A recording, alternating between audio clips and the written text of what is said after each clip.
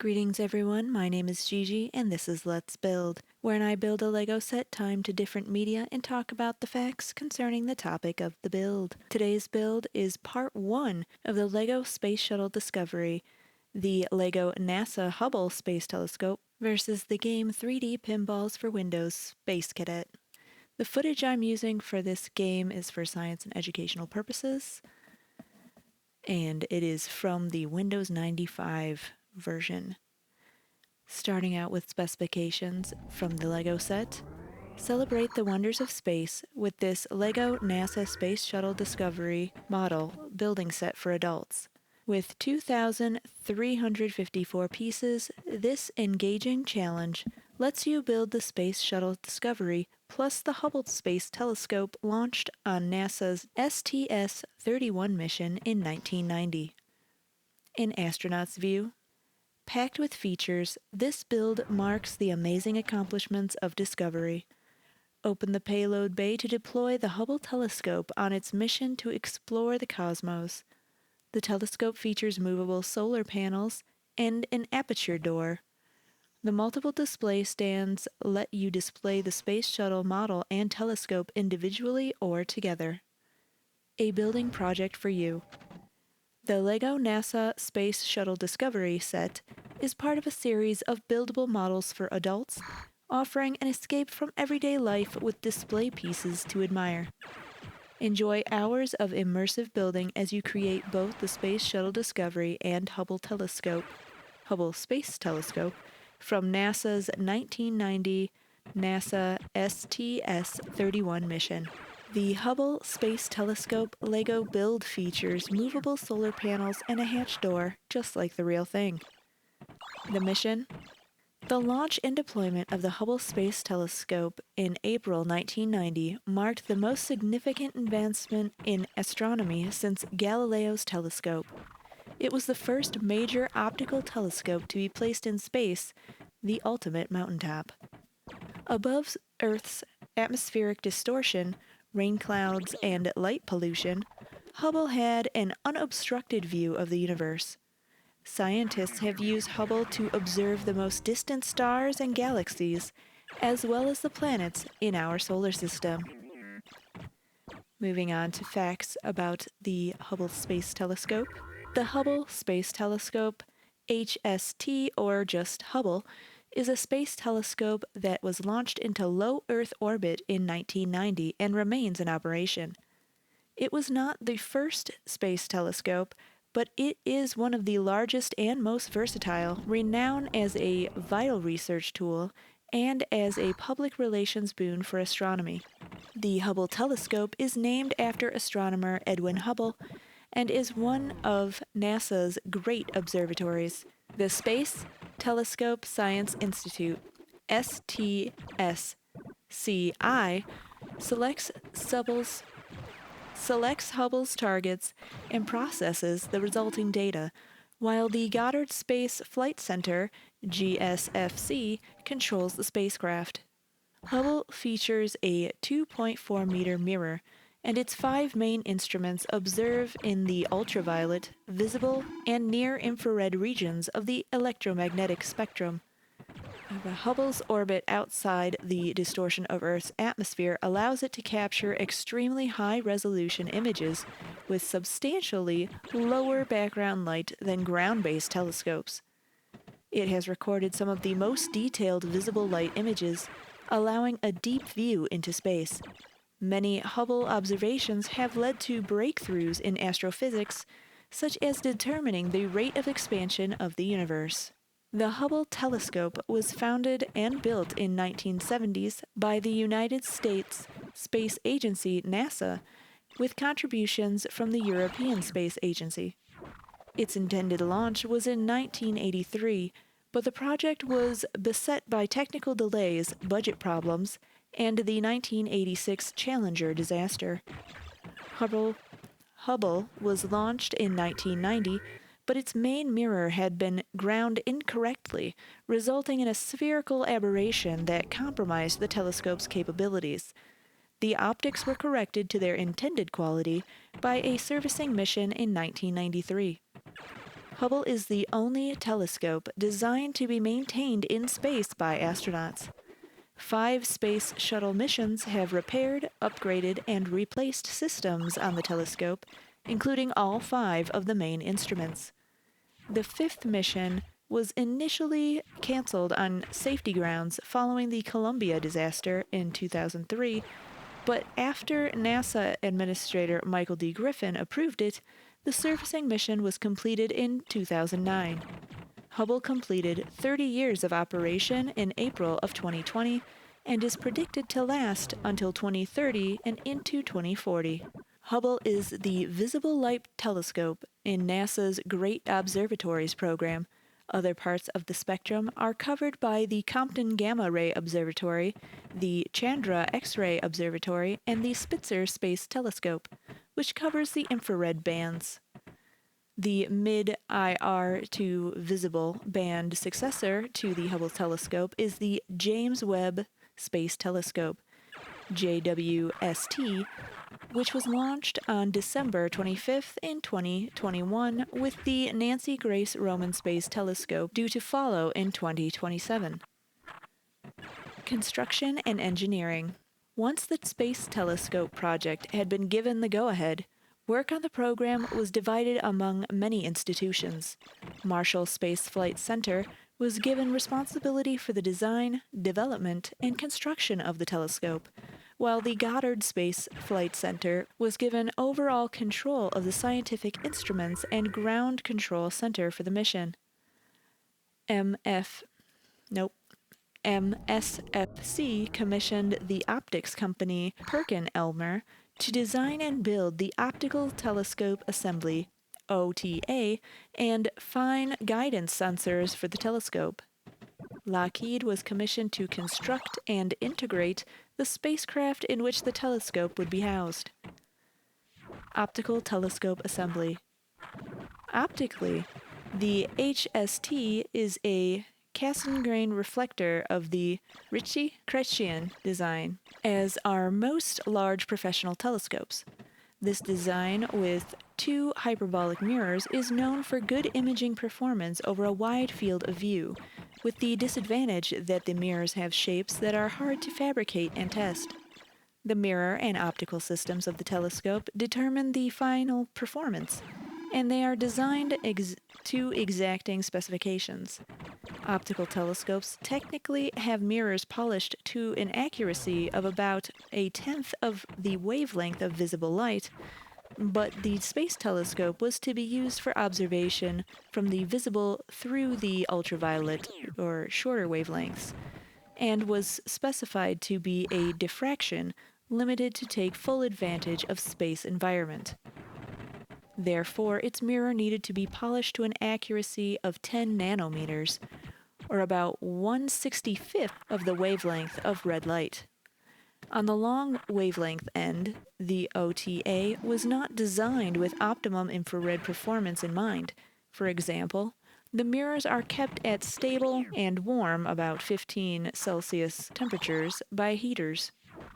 This limits Hubble's performance as an infrared telescope. Perkin-Elmer intended to use custom-built and extremely sophisticated computer-controlled polishing machines to grind the mirror to the required shape. However, in case their cutting-edge technology ran into difficulties, NASA demanded that PE subcontract to Kodak to construct a backup mirror using traditional mirror polishing techniques. The team of Kodak and iTech also bid on the original mirror polishing work. Their bid was called for the 2 companies to double-check each other's work, which would have almost certainly caught the polishing error that later caused issues. The Kodak mirror is now on permanent display at the National Air and Space Museum. An iTech mirror built as part of the effort is now used in the 2.4-meter telescope at the Magdalena Ridge Observatory. Construction of the Perkin-Elmer mirror began in 1979, starting with a blank manufactured by Corning from their ultra-low expansion glass. To keep the mirror's weight to a minimum, it consisted of top and bottom plates, each 25 millimeters thick, sandwiching a honeycomb lattice. Parker-Elmer simulated microgravity by supporting the mirror from the back with 130 rods that exerted varying amounts of force. This ensured the mirror's final shape would be correct and to specification when deployed. Mirror polishing continued until May 1981. NASA reports at the time questioned Parker-Elmer's managerial structure, and the polishing began to slip behind schedule and over budget. To save money, NASA halted work on the backup mirror and moved the launch date of the telescope to October 1984. The mirror was completed by the end of 1981. It was washed using 9,100 liters of hot, deionized water and then received a reflective coating of 65 nanometers thick aluminum and a protective coating of 25 nanometers thick magnesium fluoride. Doubts continued to be expressed about Parker-Elmer's competence on a project of this importance as their budget and timescale for producing the rest of the OTA continued to inflate. In response to a schedule described as unsettled and changing daily, NASA postponed the launch date of the telescope until April of 1985. Parker-Elmer's schedules continued to slip at a rate of about 1 month per quarter, and at times delays reached 1 day for each day of work. NASA was forced to postpone the launch date until March and then September of 1986. By this time, the total project budget had risen to $1.175 billion US. Spacecraft systems. The spacecraft in which the telescope and instruments were to be housed was another major engineering challenge. It would have to withstand frequent passages from direct sunlight into the darkness of Earth's shadow, which would cause major changes in temperature while being stable enough to allow extremely accurate pointing of the telescope. A shroud of multi-layer insulation keeps the temperature within the telescope stable and surrounds a light aluminum shell in which the telescope and instruments sit. Within the shell, a graphite epoxy frame keeps the working parts of the telescope firmly aligned. Because graphite composites are hygroscopic, there was a risk that water vapor absorbed by the truss while in Lockheed's cleanroom would later be expressed in the vacuum of space, resulting in the telescope's instruments being covered by ice. To reduce this risk, a nitrogen gas purge was performed before launching the telescope into space. As well as electrical power systems, the pointing control system controls HST orientation using 5 types of sensors: magnetic sensors, optical sensors, and 6 gyroscopes, and 2 types of actuators, reaction wheels and magnetic torquers. While construction of the spacecraft in which the telescope and instruments would be housed proceeded somewhat more smoothly than the construction of OTA, Lockheed experienced some budget and schedule slippage, and by summer of 1985, construction of the spacecraft was 30% over budget and 3 months behind schedule. An MSFC report said Lockheed tended to rely on NASA's directions rather than take their own initiative in construction. Computer systems and data processing.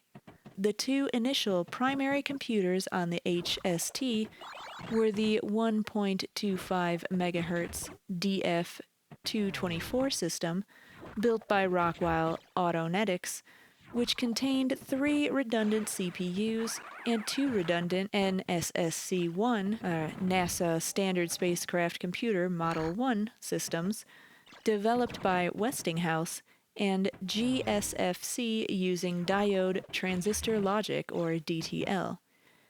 A coprocessor for the DF-224 was added during Servicing Mission 1 in 1993, which consisted of 2 redundant strings of an Intel-based 80386 processor with an 80387 math coprocessor.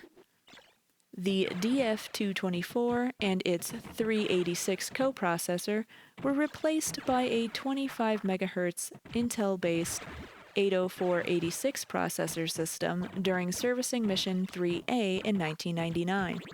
The new computer is 20 times faster with 6 times more memory than the DF224 it replaced.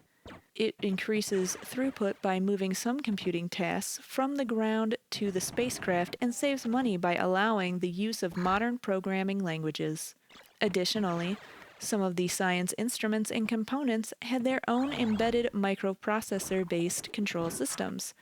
The MATs, or Multiple Access Transponder components, MAT1 and MAT2, used Hughes Aircraft CDP-1802CD microprocessors. That was a mouthful. The Wide Field and Planetary Camera, WFPC, also used an RCA 1802 microprocessor, or possibly the older 1801 version. The WFCP-1 was replaced by WFPC-2 during Servicing Mission 1 in 1993, which was then replaced by the Wide Field Camera 3, or WFC-3, during Servicing Mission 4 in 2009. The upgrade extended Hubble's capability of seeing deeper into the universe and providing images in 3 broad regions of the spectrum. Initial instruments. When launched, the HST carried 5 specific instruments: the Wide Field and Planetary Camera, Goddard High Resolution Spectrograph, High Speed Photometer, High Speed Photometer, Faint Object Camera, and the Faint Object Spectrograph. WFPC used a radial instrument bay, and the other 4 instruments were each installed in an axial instrument bay. WFPC was a high-resolution imaging device primarily intended for optical observations. It was built by NASA's Jet Propulsion Laboratory and incorporated a set of 48 filters isolating spectral lines of particular astrophysical interest. The instrument contained 8 charge-coupled device chips divided between 2 cameras, each using 4 CCDs. Each CCD had a resolution of 0.64 megapixels. The Wide Field Camera, or WFC, covered a large angular field at the expense of resolution, while the Planetary Camera, or PC, took images at a longer effective focal length than the WF chips, giving it a greater magnification. The Goddard High Resolution Spectrograph was a spectrograph designed to operate within the ultraviolet. It was also built by the Goddard Space Flight Center and could achieve a spectral resolution of 90,000.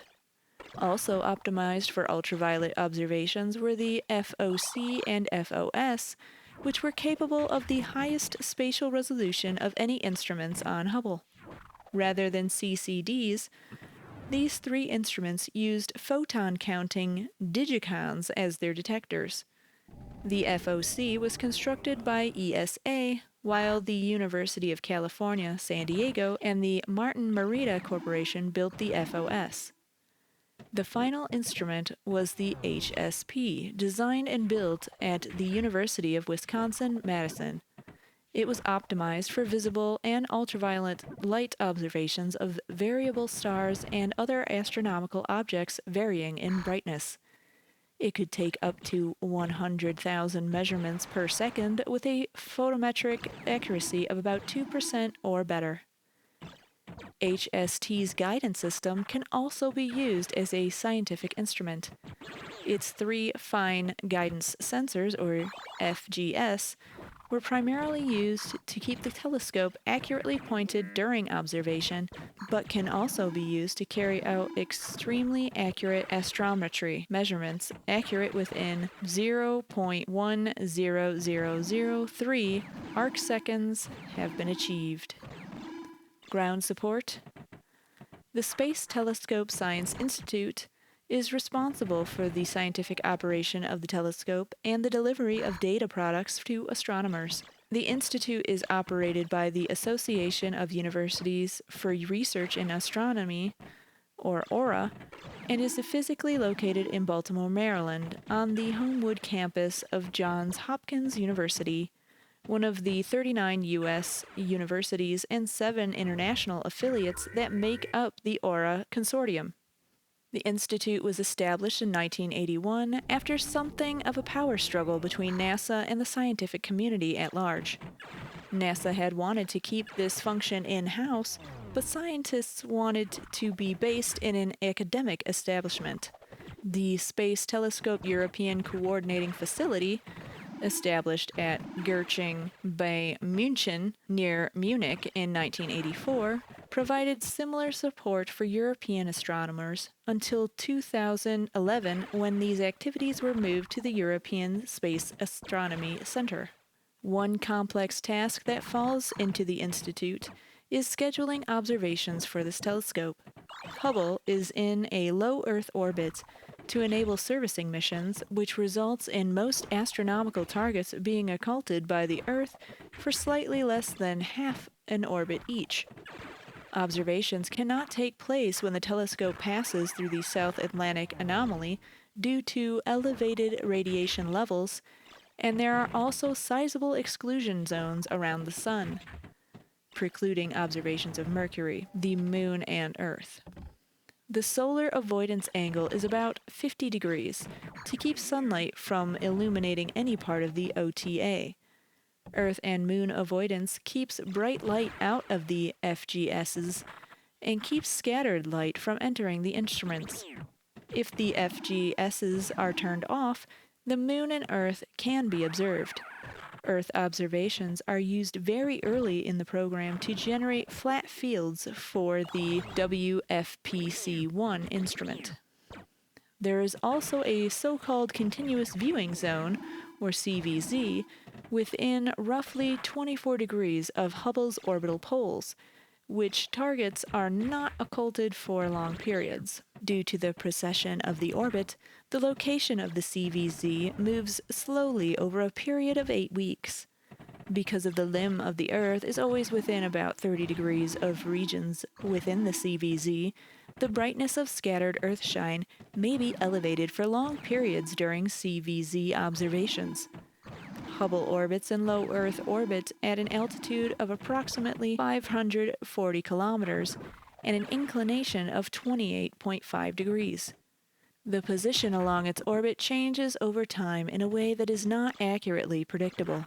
The density of upper atmosphere varies according to many factors, and this means Hubble's predicted position for 6 weeks' time could be an error of up to 4,000 kilometers. Observation schedules are typically finalized only within a few days advance, as a longer lead time would mean that there was a chance that the target would be unobservable by the time it was due to be observed.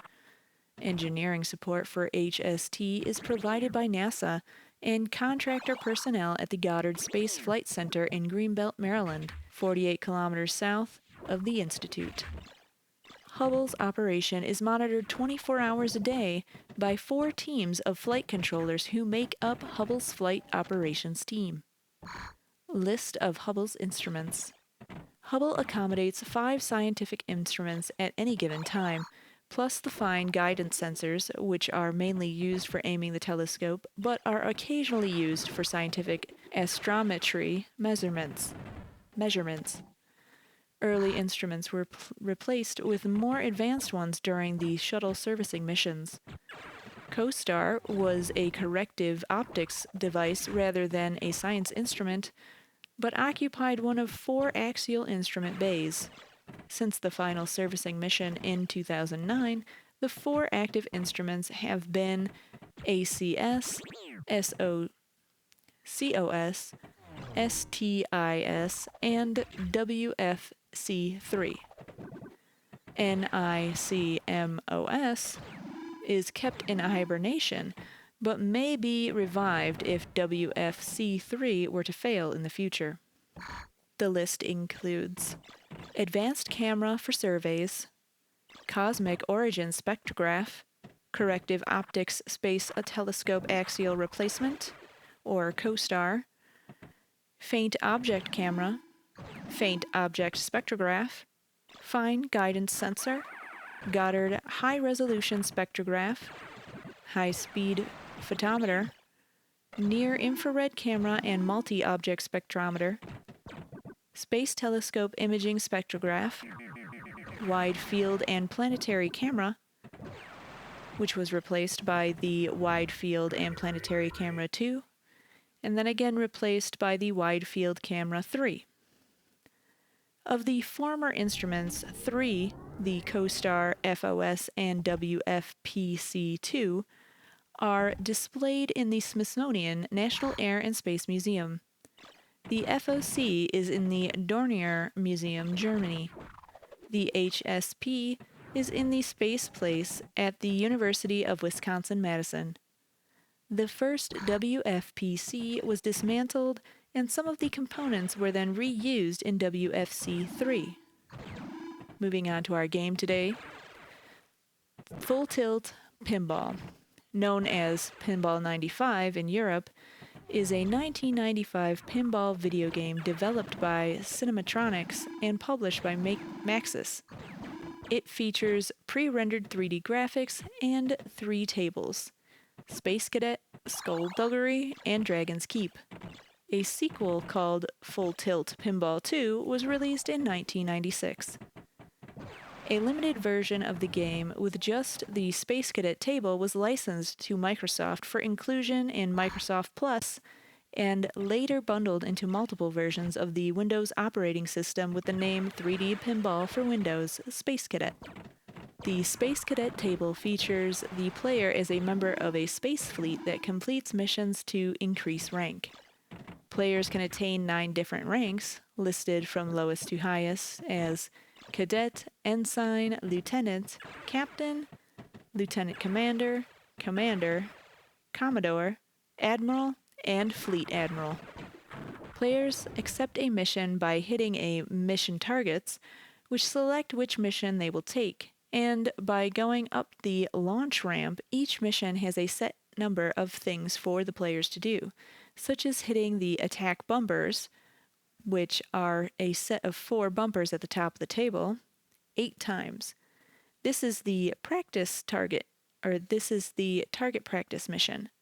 Some missions involve a number of steps which must be completed in sequence. Missions end either by being completed or by being aborted due to running out of fuel, as indicated by the lights in the passage that passes under the launch ramp. The fuel lights go out one by one at time interval and can be relit by having the ball go over them, or all at once by going up the launch ramp again. Upon completing a mission, some of the blue lights in a circle in the middle of the table turn on. When all of the lights in the blue circle turn on, the player's rank increases and a light in the orange circle turns on. 3D Pinball for Windows. A version of this Space Cadet table, known as 3D Pinball for Windows Space Cadet, or simply just Pinball, was bundled with Microsoft Windows. It was originally packaged with Microsoft Plus 95 and later included in Windows NT 4.0, Windows 2000, Windows Me, and Windows XP. Windows XP was the last client released of Windows to include this game. The look and feel of Full Tilt Pinball and 3D Pinball are similar, with a few exceptions. The latter contains only the Space Cadet table and only supports 640 by 480 pixel resolution, while the former supports 3 different resolutions up to 1024 by 768 pixels. The image on the side is a 2-dimensional image as opposed to the pre-rendered 3D. The words Maxis and Cinematronics have been changed from the yellow to dark red, making them harder to see. It sports a splash screen that merely says 3D Pinball and shows a small pinball graphic with faded edges. Music is not enabled by default in 3D Pinball. It only has 1 soundtrack. There are only a few minor differences between gameplay of the 2 versions. The completion of a mission in the Maxis versions results in a replay, actually a ball save rather than a special being awarded. In addition, hitting a wormhole that has the same color light locks the ball, which, if done repeatedly, activates the multi-ball run. This is not the case in 3D Pinball. Completing a mission merely awards bonus points, and hitting a wormhole in the above circumstances rewards a replay. Also, the 3 yellow lights above the bumpers, both in the launch ramp and in the upper table zone, act differently. In 3D Pinball, these are turned off if the ball passes on them while they are on. This is not the case in the original game, where they just remained active. The Windows 98 installation CD had instructions on installing Pinball which are partly wrong. Microsoft later reissued an updated support article. Discontinuation. According to Microsoft employee Raymond Chen, 3D Pinball for Windows Space Cadet was first removed from later releases of Windows due to a collision detection bug during early development of the 64-bit versions of Windows. Microsoft was unable to resolve the issue in time for the release of Windows XP 64-bit edition for the Itanium architecture in 2001, and it was assumed for some time to be the reason for the game's absence from Windows Vista in subsequent versions. However, the 2005 release of Windows XP Professional x64 edition includes an official 64-bit build of Pinball, which was found to have only minor graphical glitches. A YouTube investigation revealed working versions of 64-bit Pinball are also found on the CD-ROM for the 2003 update of Windows XP 64-bit edition, and even in some early Windows Vista builds, then known as Longhorn, for both IA64 and X64. Chen clarified in a follow-up post that the 64-bit edition of Windows XP was developed on the Alpha AXP, as Itanium hardware did not exist at the time, and it was on this hardware that the collision bug was present. He theorized that the C runtime team or the compiler team fixed the issue at some point and Pinball was added back to the product. The final versions of Windows to include the game were the first released builds after the reset of the Longhorn project to start over with the fresh codebase, now for x86 and x64 only. These builds were also the final ones to feature the other original Windows games from earlier versions, as opposed to the completely redesigned ones by Oberon Games that were publicly introduced in build 5219. This has led to speculation that, like the classic versions of other games, Pinball was ultimately removed from Windows due to its visual style being considered outdated. I remember using this game to procrastinate instead of doing my homework so much in the 90s. Well, this and Minesweeper. Our total build time today is 59 minutes, 33 seconds. Ending with the high score of 3,363,500 space points. Let me know what you think in the comments section below. Remember to like, subscribe, share, ring that bell, all the things for the YouTubes. Thank you.